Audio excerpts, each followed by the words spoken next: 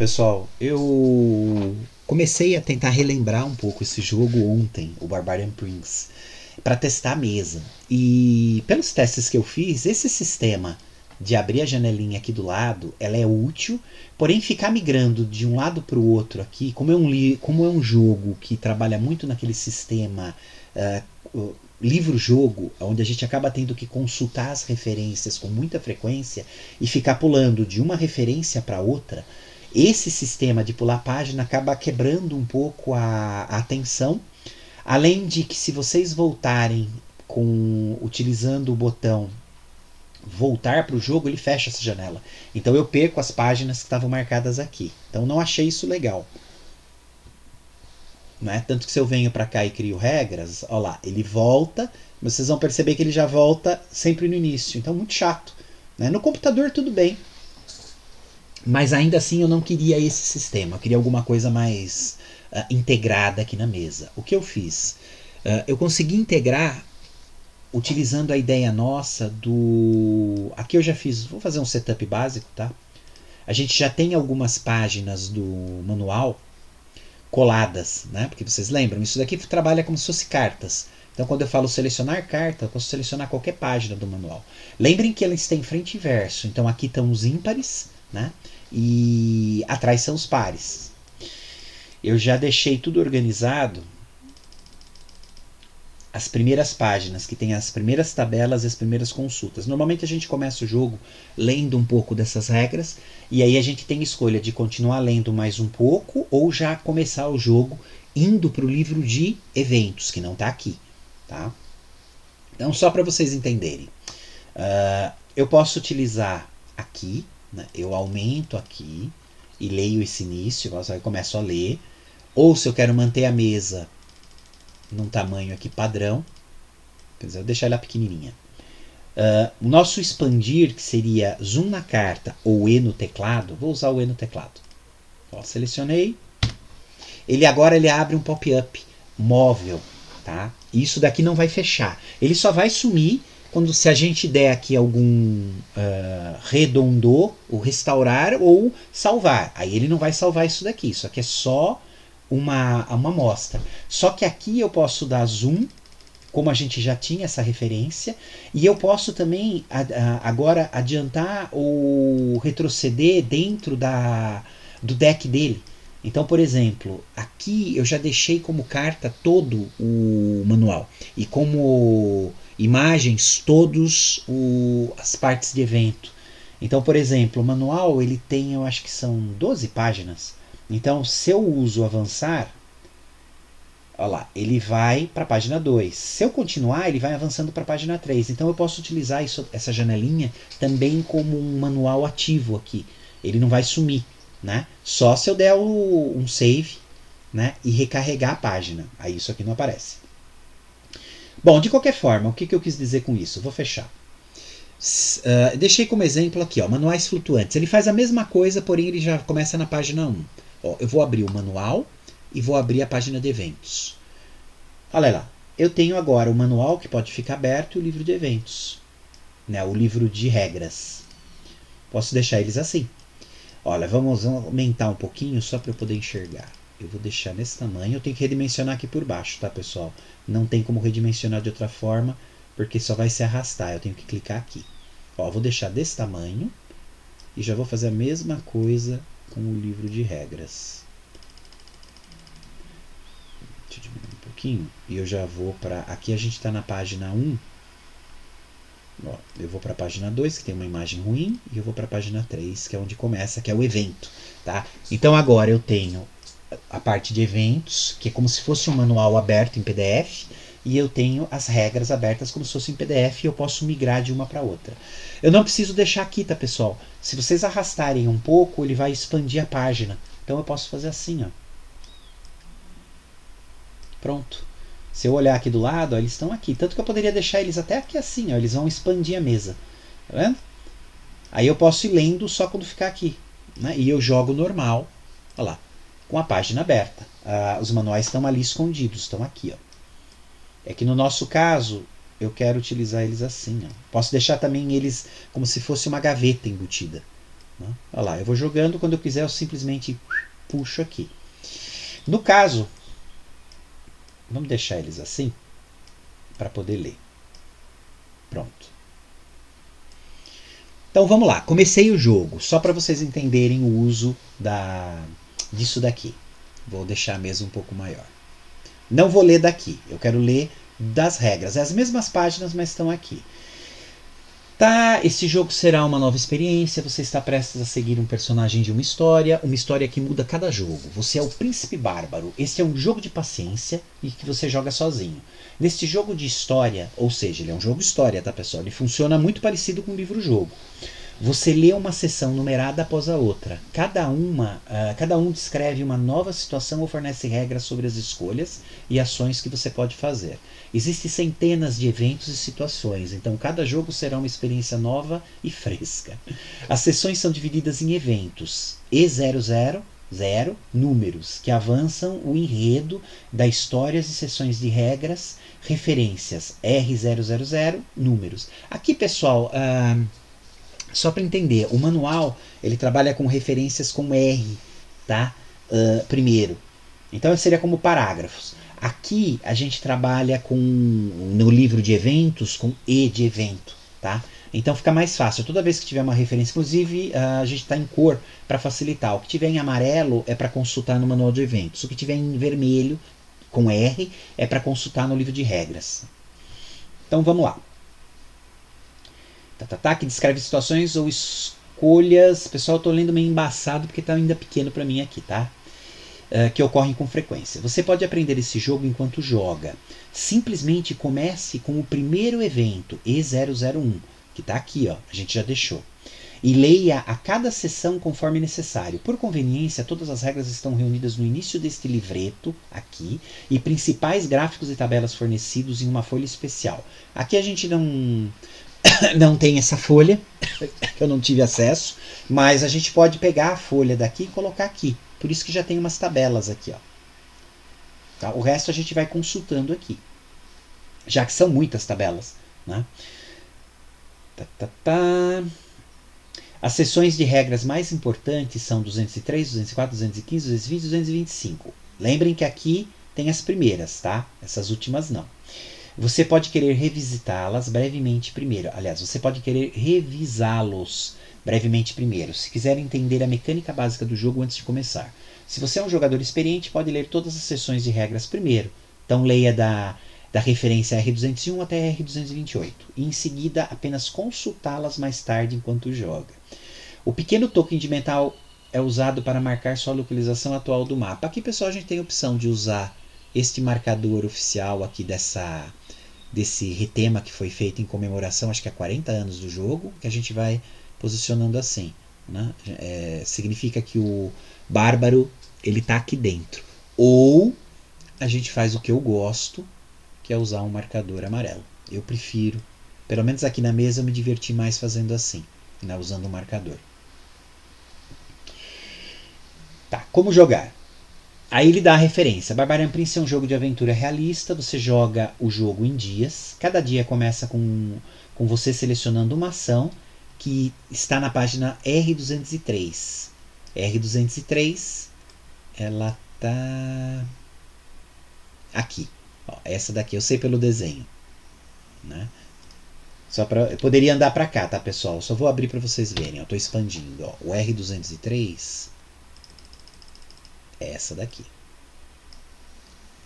Olha lá, são as ações diárias. Isso daqui seria como se fosse aquele cartãozinho do que eu posso fazer no jogo. Então eu tenho, no início de cada dia você seleciona uma ação para si. Todos os outros seguidores em seu grupo realizarão a mesma ação, apoiando e ajudando você. Eles não são confiáveis para agir por conta própria. Cada ação possui regras separadas descritas na seção apropriada. As ações possíveis incluem, aí tem. A gente pode as ações permitidas em qualquer hexágono.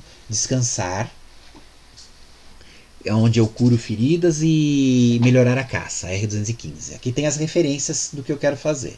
Viajar para um novo hexágono, aí eu leio a referência 204. É a minha escolha mais comum. E procurar um esconderijo colocado anteriormente. Aí eu leio o R214 caso eu queira fazer isso ou entender como funciona. As ações permitidas apenas em certos tipos de hexágono. Procurar notícias e informações. Quer dizer, hexágonos de cidade, castelo ou templo. Aí eu leio o R209. Procurar contratar seguidores. Isso eu tenho dinheiro, né? R210. Só posso fazer isso na cidade e em castelo. Buscar audiência com o senhor local. Eu leio a referência 211. R, ou seja, no manual. E tem que ser cidade, castelo ou templo. Enviar oferta no templo. Eu leio a referência 212. Lógico que tem que ter um templo ali. Pesquisar ruínas. R208. Apenas em ruínas, que a gente vai ter lá no mapa, e eu leio a referência 208.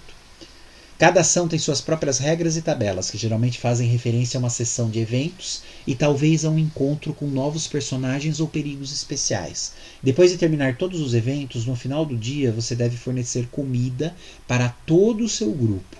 Consulte R215 para isso. Se você estiver em uma cidade, castelo ou templo, em muitos casos também deve comprar hospedagem. Né? Muitas referências aqui, quando a gente está numa cidade, castelo, templo eu não me lembro, mas digamos que eu esteja numa cidade, eu não posso simplesmente dormir com o pessoal na rua. Então eu não consigo acampar como eu faria num campo aberto. Lá eu tenho que me hospedar, e hospedagem custa dinheiro. E dependendo da quantidade de seguidores que eu tenho ali, eu tenho que pagar para todo mundo. Tá? Então é interessante aqui a esquematização lógica do jogo. Né? Como ele funciona. Ele tenta criar um mundo paralelo, né? com efeitos mesmo físicos. Então eu estou numa cidade, estou sozinho, eu não posso acampar na rua, não é certo, eu tenho que me hospedar, eu vou gastar dinheiro para isso. Se eu tiver acompanhado, eu vou gastar mais dinheiro porque eu vou ter que hospedar todo mundo. Né? A não ser que os seguidores tenham dinheiro, aí cada um pode pagar o seu, mas aí eu acho que já é diferente, eu nunca fiz assim, mas pode ser feito, acredito. Depois de todas as ações, eventos, alimentação e hospedagem forem resolvidos, o dia termina. Avance os marcadores na trilha de tempo para o dia seguinte, inicio selecionando outra ação.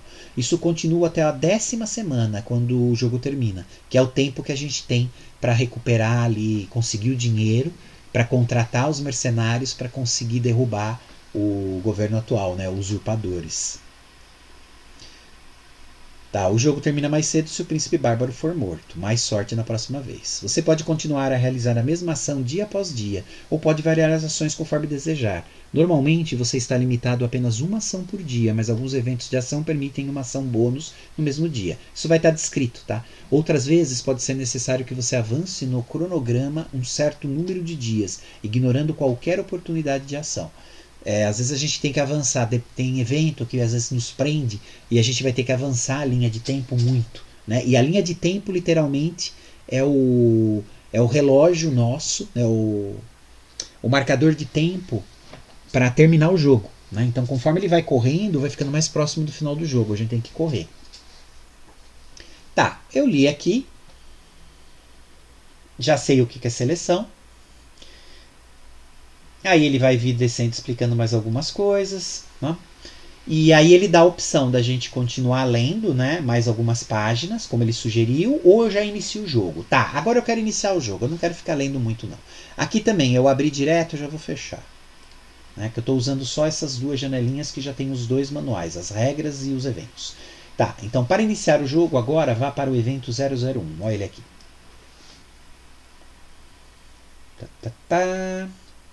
Eventos malignos tomaram conta do reino das terras do norte. Seu pai, o velho rei, está morto, assassinado por rivais ao trono.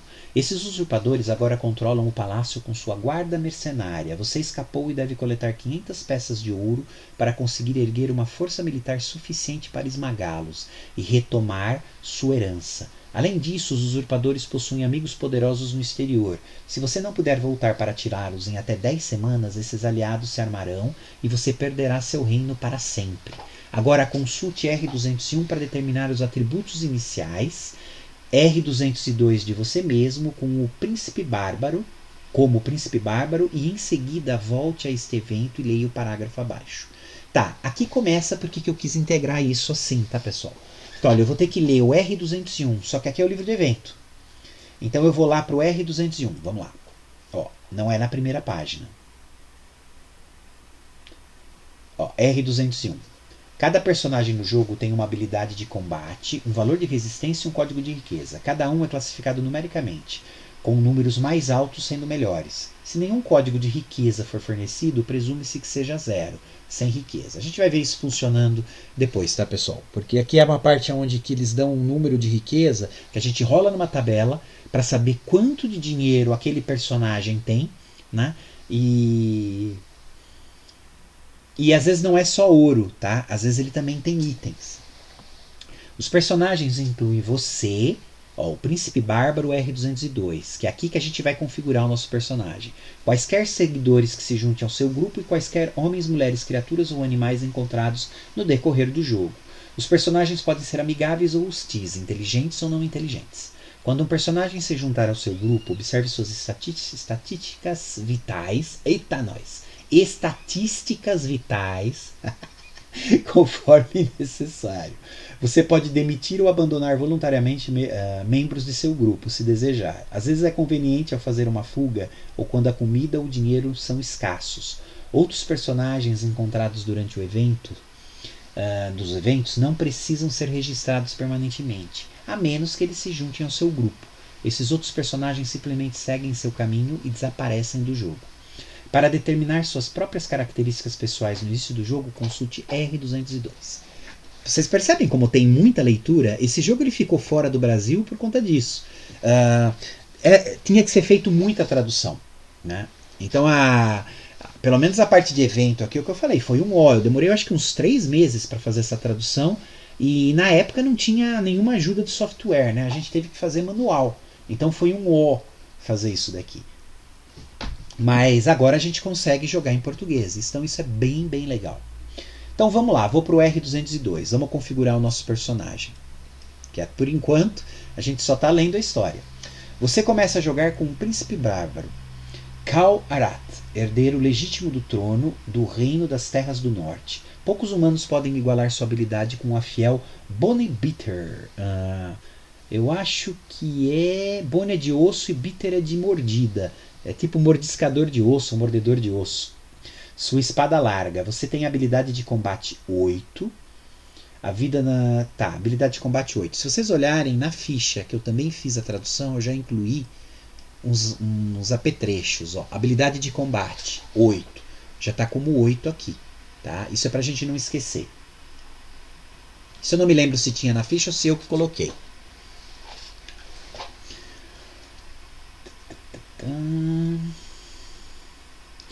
A vida nas duras terras do norte desenvolveu seu corpo poderoso e físico magnífico. Você tem resistência 9. Está anotado aqui também. Infelizmente, ao escapar, você só poderia agarrar poucas moedas. Seu código de riqueza é 2. Consulte R225 para determinar exatamente quantas moedas de ouro você possui. Tá. Então, não esquecendo, a gente está configurando o personagem. Agora eu preciso ver quanto de ouro tem. Por enquanto eu não sei. Eu sei que o meu código de riqueza é 2. Então vamos para a tabela R225. Vamos lá.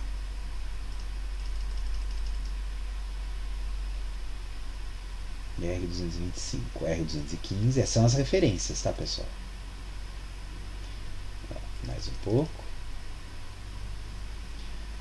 Aqui. Aquisição de tesouros. Sempre que você mata todos os personagens encontrados, seu grupo pode ficar com suas riquezas.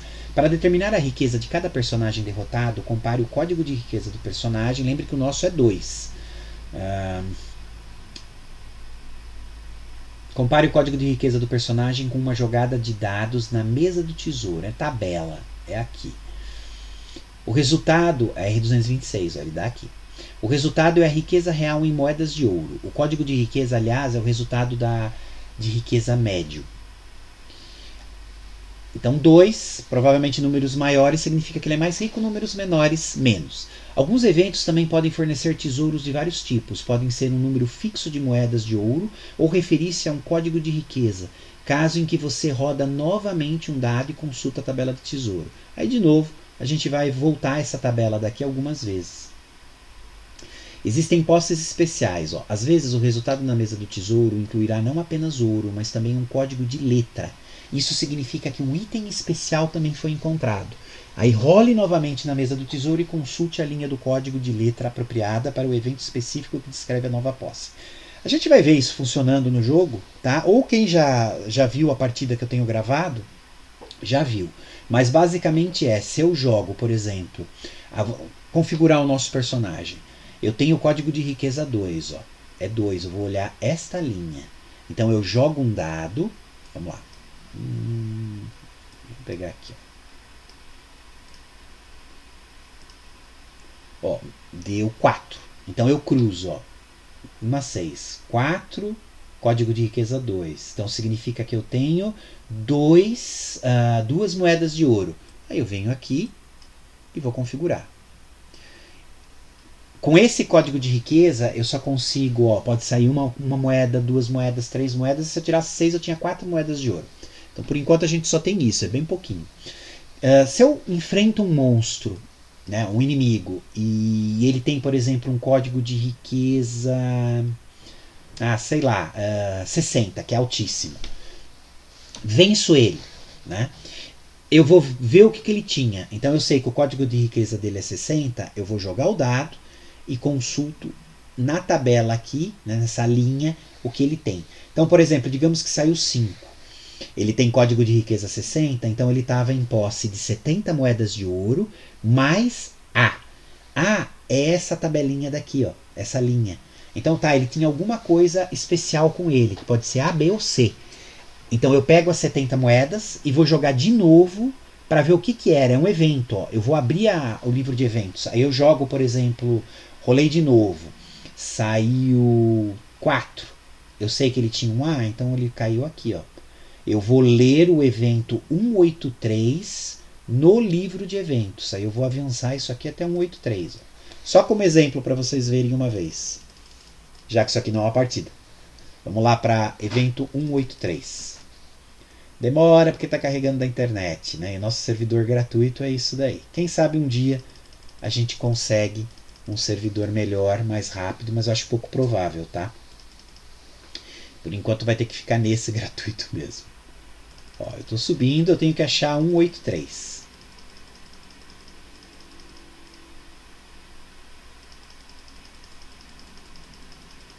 Ia ser interessante ter um jeito de pular página aqui, né? Então vou pensar nisso também. Poder colocar numericamente a página que eu quero ir. Esse manual, como ele tem muito evento, a gente está avançando. Ó, já estou na página 37. Ó, é 183 o que saiu ali. Ó, chegou. Vamos dar uma olhada. Ó, evento 183. Faixa da resistência. Você usa essa faixa em volta da cintura e sua magia adiciona mais um ao seu nível de resistência normal. Ó, isso é legal. Então eu acabei de conseguir a faixa da resistência. É uma faixa que eu coloco no abdômen. Né? É como se fosse uma faixa de karatê ou judô ou aikido. O efeito é permanente, desde que você retenha seus bens. Você não poderá usar mais de uma faixa. Faixas adicionais podem ser armazenadas em esconderijos, porque a gente pode esconder elas em alguns locais do mapa para depois resgatar, tá, pessoal? Que assim, se eu perco os meus bens ou essa faixa, depois eu posso voltar para aquela área do mapa e resgatar ele do esconderijo.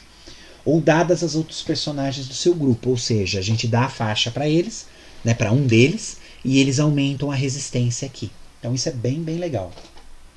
Aí o que eu faria? Como eu já sei que ele me deu isso, eu anotaria 70 moedas de ouro e colocaria a faixa aqui. Né? Anotaria faixa mais um. No caso, eu gosto de escrever assim, tá, pessoal? Ó, vou colocar escrever. Colocaria faixa mais um de resistência, tá? E eu colocaria assim.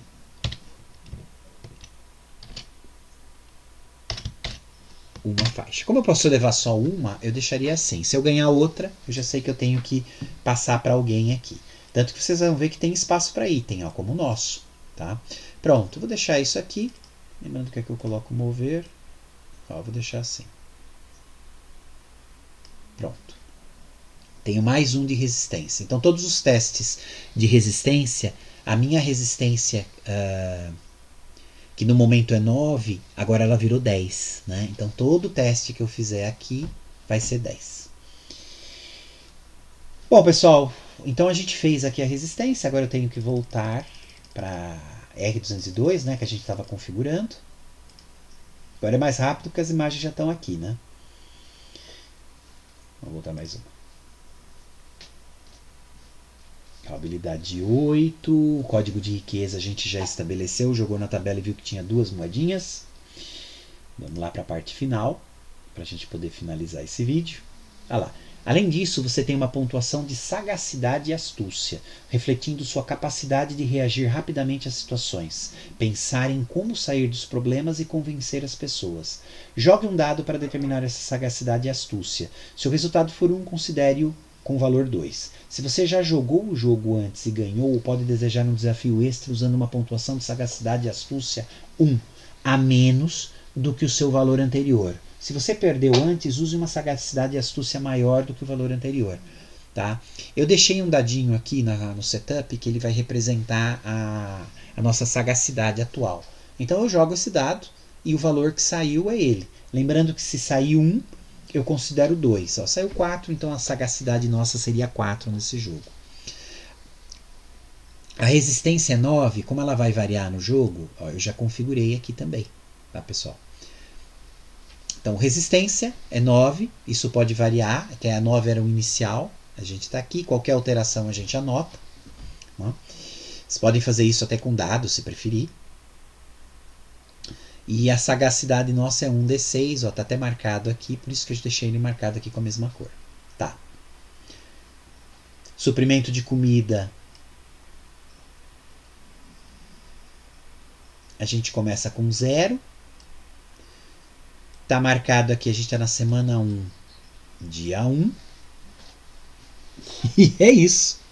E aqui a gente já tem toda a configuração inicial feita. Pessoal, foi um vídeo um pouco mais longo só para vocês verem isso daqui funcionando. Então agora eu vou lendo. Tá? Então, por exemplo, agora vai começar o jogo propriamente dito. Eu vou ver qual é a ação diária que eu quero fazer. Aí eu vejo aqui, eu quero viajar, eu quero parar. E a gente vai fazendo o esquema rolar usando isso daqui.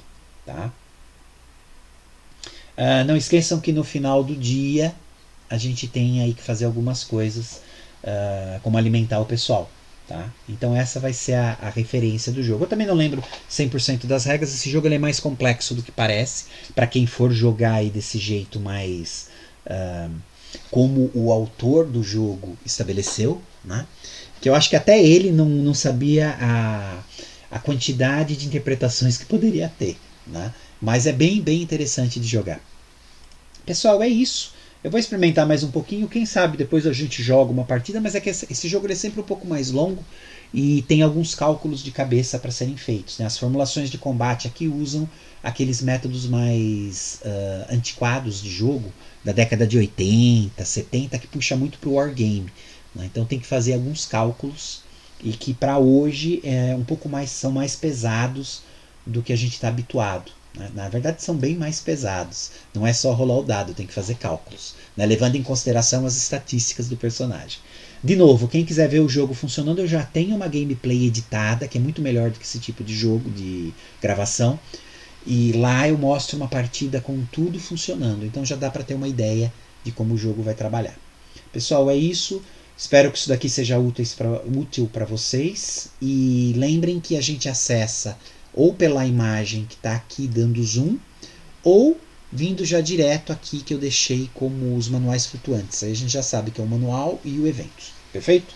E é isso. Fui!